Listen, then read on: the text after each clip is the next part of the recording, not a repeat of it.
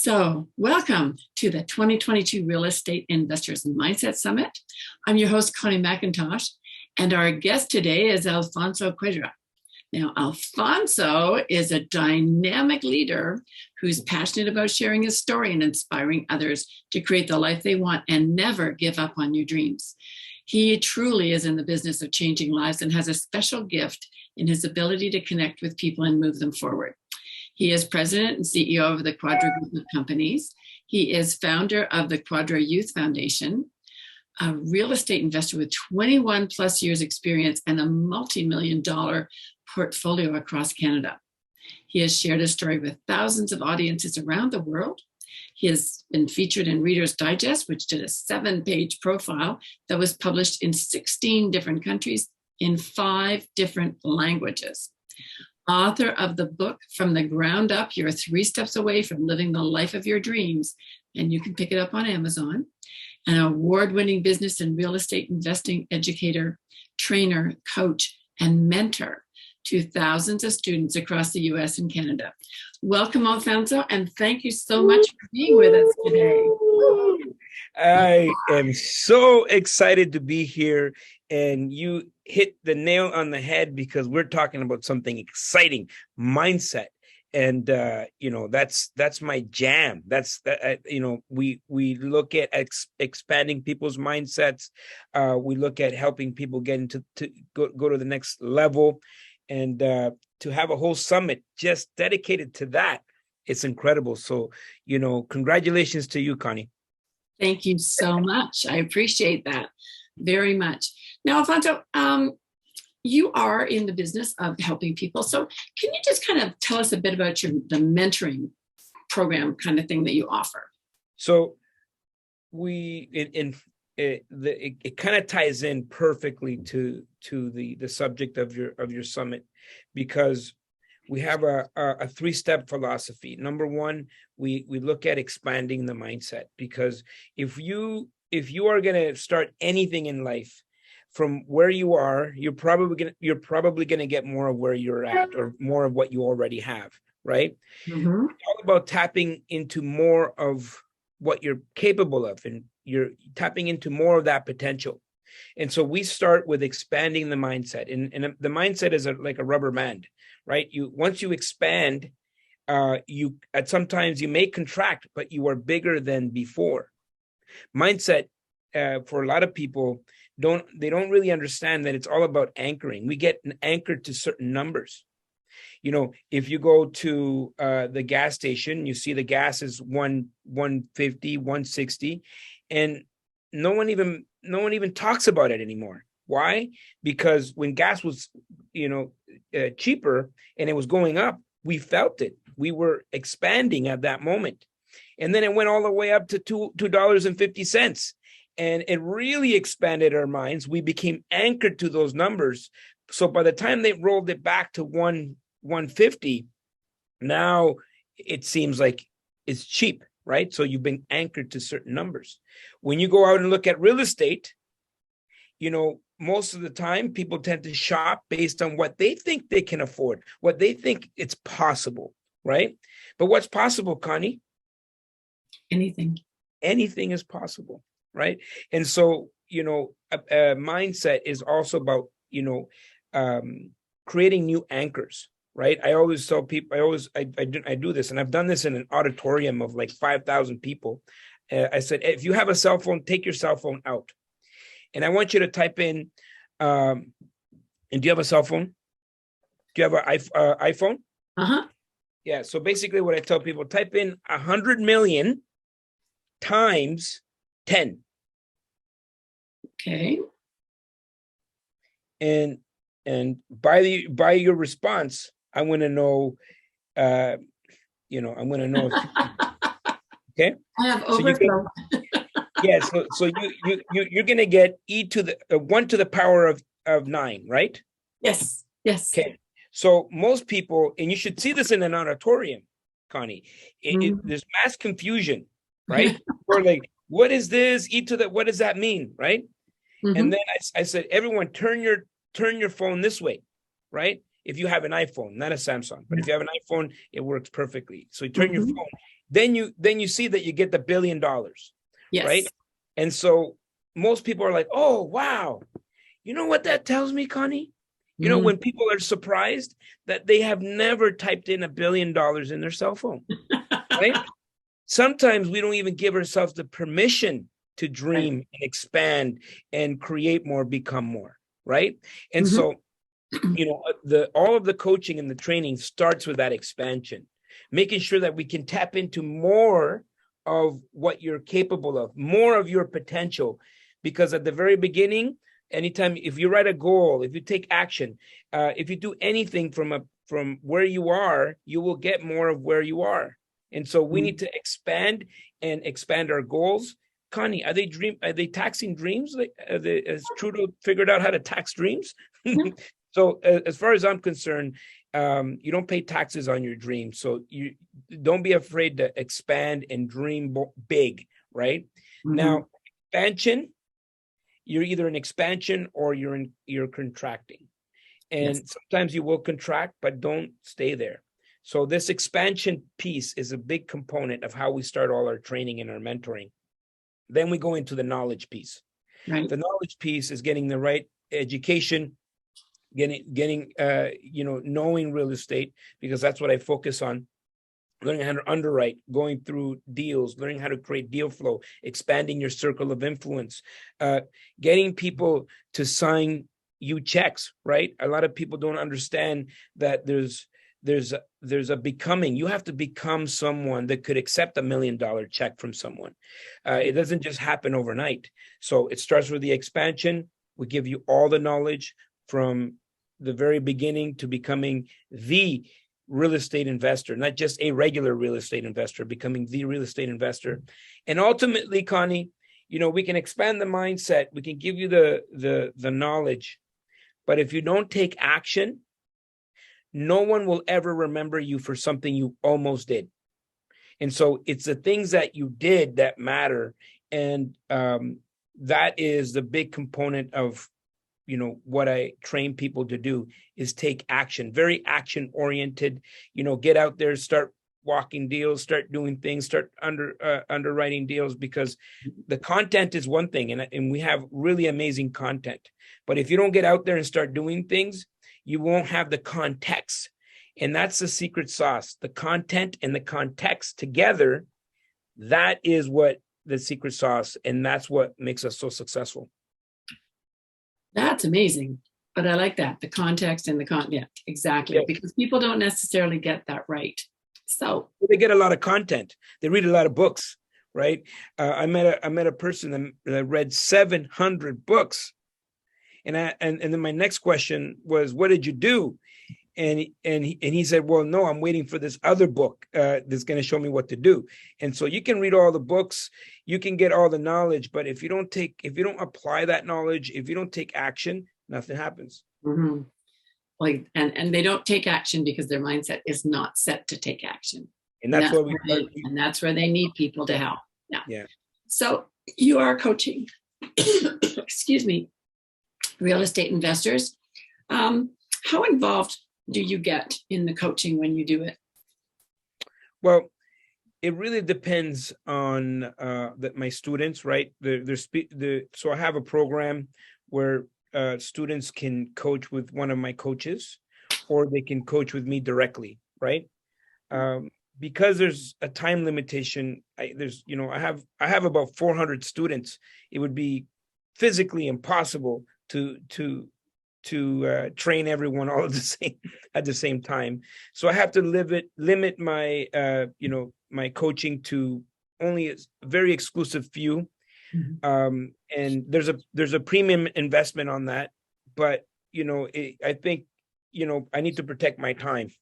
So when I take on a student personally, I'm all in, right? I'm all in, and I don't let anybody off the hook, right? And we're in this journey together. My programs are about a year long, and wherever you thought you could be in 10 years, we can compress time and make that happen in the next year or two. And so I am very much involved. Sometimes, Connie, I wake up in the middle of the night in cold sweats, like thinking about my students, like, oh, I hope they're doing this. I hope this person's doing that. And so I'm very, very much involved. It's really a hands-on situation. I know you're a coach as well, Connie. Yeah. Mm-hmm. So you know that we don't take that lightly. You're holding someone's heart in your hand, and they've invested into you. And at one point I had a coach, I had a mentor, 20 plus years ago, and so I know how important that part of the journey is.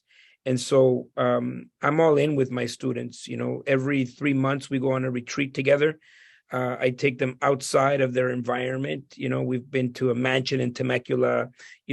We've been to sandbanks. We just came back from Italy. We rented out a castle, and I brought all my students to a castle in Italy. We're looking at a private island to bring my students to, and so a lot of different dynamic experiences. And the idea is, what? Even though some of my students might be not coaching with me directly, at least they get to be around me as much as possible. So I am mentoring, all of these people at the same time. Wow. That is an art in itself. That's fabulous. Yeah. It's a big responsibility. It is. And yeah. So you've got these real estate investors that, you're working with.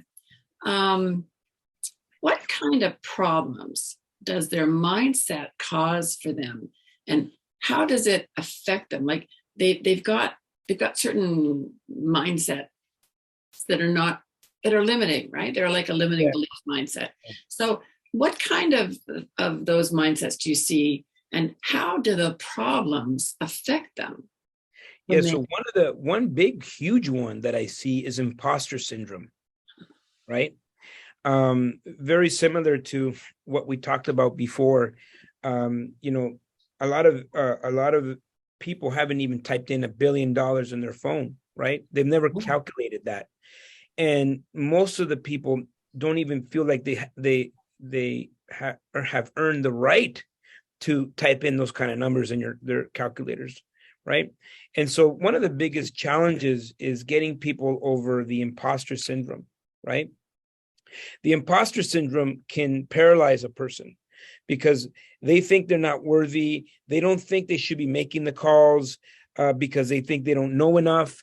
They think that if they talk to a realtor, what if the realtor starts speaking jargon that they don't know? Or, a big part of what we do is sharing on social media, because this is a business. Imagine having a business and no one knows about it. It can't be the best kept secret in the world, And so, people tend to, feel that imposter syndrome. Well, I'm not going to post something until I actually buy something.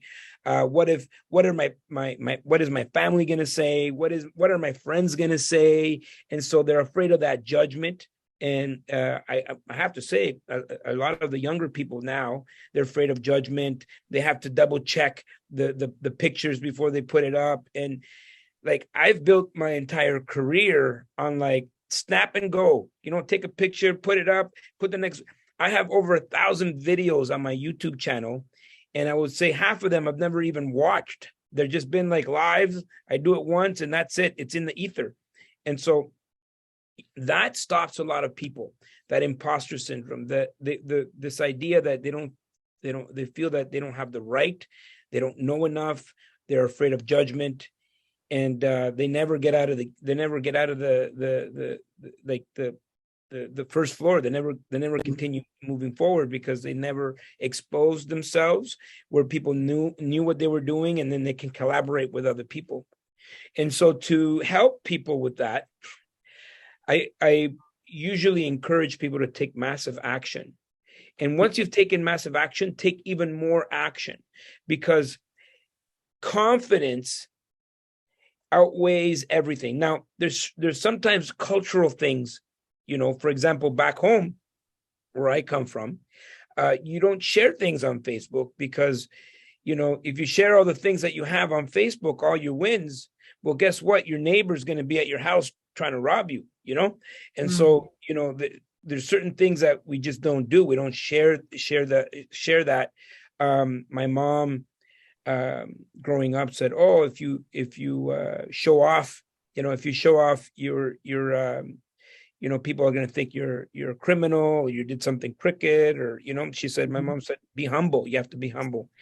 And I looked up the meaning of the word humble, and it means to be less than, right?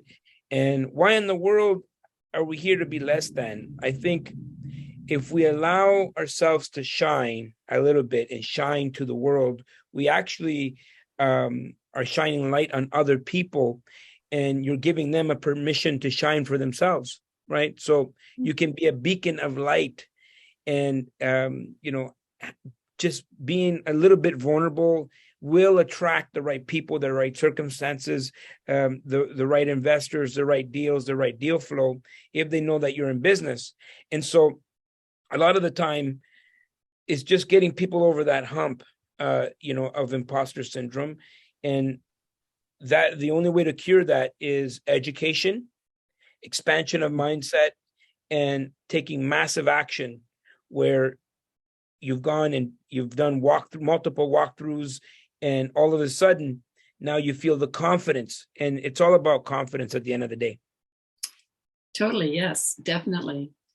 Now, you know, well, because I do the same thing. You work with people, and you see these mindsets, and you see these limiting beliefs, and you see this insecurity and the imposter syndrome and all manner of other things. And why do you think that mindset is there?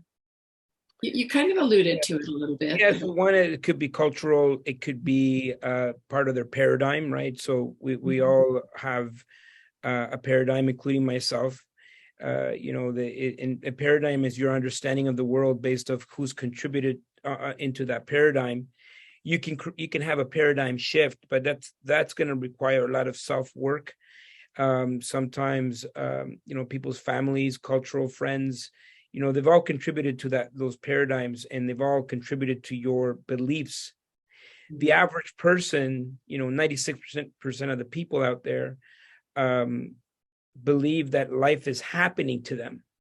And so that belief spreads, and it's a easier belief, and it's easier to say that, you know, the world is happening, life is just happening to you, versus you having control over your life. And so there's only a few people that actually see the light and seek for mentorship, you know, look for, you know, places like, you know, getting the education, you know, going on platforms like this, you know, that feel that, you know, they need there's something missing in their life, you know, like the Matrix. Yes. And, you know, for a lot of people, it's hard, you know, because very, you know, very similar to the Matrix, red pill or blue pill, right? Mm-hmm. You take the blue pill, you go back into, you know, not being responsible, blissful ignorance, not having control over your life. But if you took the red pill, you would find out the truth. And the truth is that we have absolutely 100% of the control over the outcome and our entire life. And that is a harsh responsibility for a lot of people. They may not be ready for that. Some people are afraid of failure, but Connie, believe it or not, some people are afraid of success, because, you know, it might mean that they have to be uncomfortable, right? Yes. And the entire world strives for mediocrity. The entire world strives for average. The entire world strives for being comfortable. And, you know, to be uncomfortable, that's, you know, you got to be a different kind of a person to always try to get out of your comfort zone. But that's where all the mindset happens. That's what all the growth happens. That's where you get to become more, create more, do more, you know, build more. You know, this is where all the magic happens. And so a lot of people, going back to your question, why do people stay in these limited within these limited beliefs? It's because they're comfortable. And Connie, we are at war. We are at war with mediocrity. And, you know, the average is our worst enemy, because the second people become comfortable, they almost just start dying, right? Mhm. They're going the other way. They're no longer growing. They can't be fulfilled. And if you don't take risks and get uncomfortable, you can't grow. And if you can't grow, you cannot be fulfilled in life. And if you don't have a life of fulfillment, you can't be happy.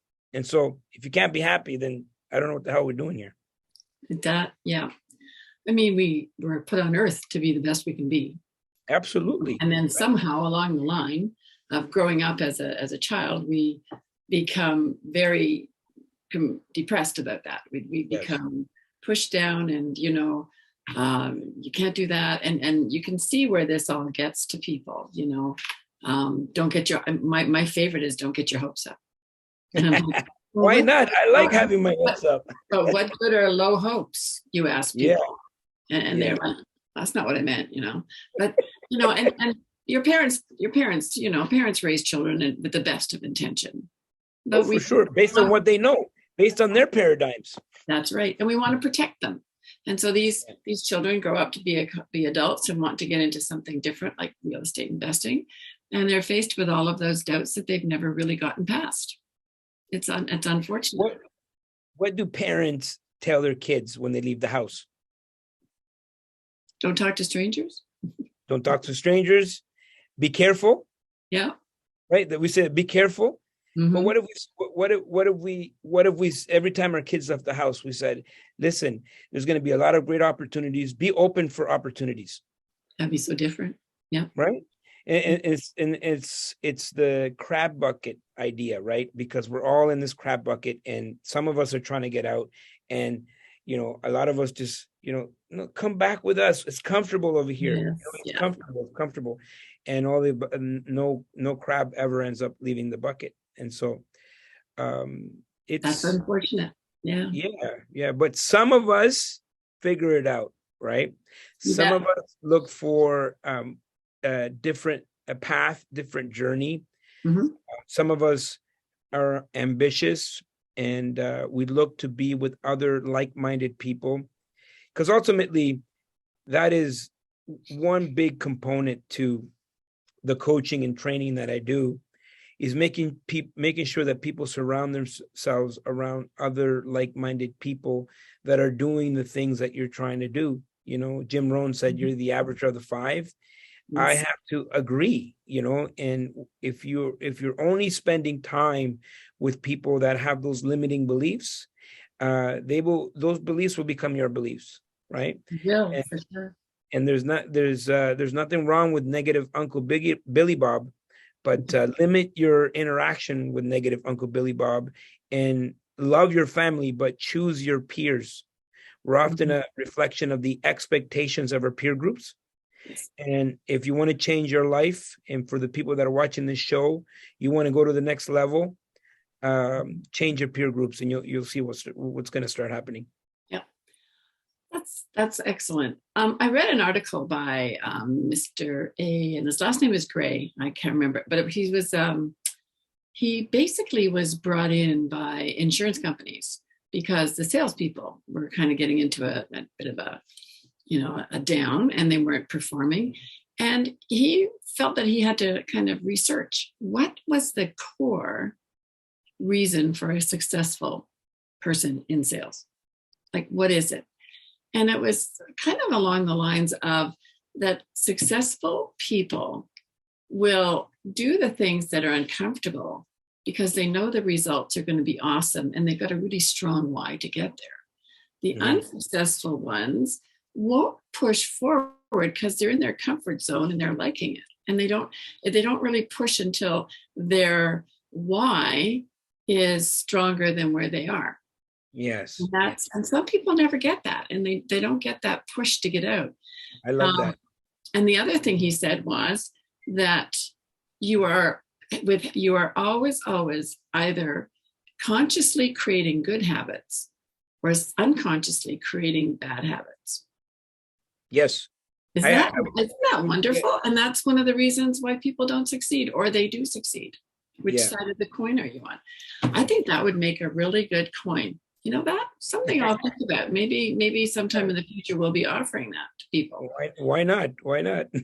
Yeah. So, well, this has been wonderful. Now I'm opening this up.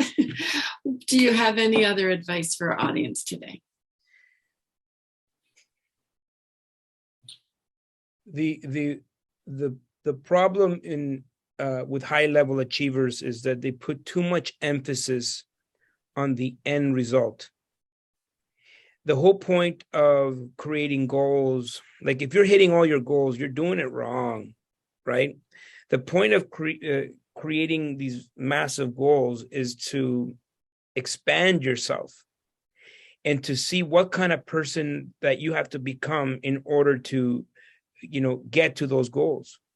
And so the advice that I would have for your audience is that, set goals and make sure that number one, they're exciting. Number two, they're scary. Number three, they are worthy of you, but make sure they're goals that are like crazy goals that allow you to expand and become more of who you are, right? And so the gift is not the goal itself, it's actually the journey. And so enjoy this journey, enjoy and allow yourself to become someone that you probably never thought you would ever be. Oh, that is wonderful. Wow. Well, thank you, Alfonso, so Connie, much. You're amazing. You're amazing. You're bringing all these great minds together to the people. Mm-hmm. And I appreciate you so much. And I appreciate you and all that you brought to this interview today. It's been wonderful. I've got a lot of takeaways, and I know our audience does as well. So everyone, I hope that you've truly enjoyed this interview today with Alfonso Cuadra. He's an amazing man. Now, if you are enjoying these interviews, or perhaps you've missed some, you can still get the All Access Pass for the unlimited time to watch these interviews, as well as all those bonuses that I'm offering. Just click on the button on this page and go and check it out. Check out the All Access Pass, check out the bonuses, and you have a great day, everyone, and I will see you on the next interview.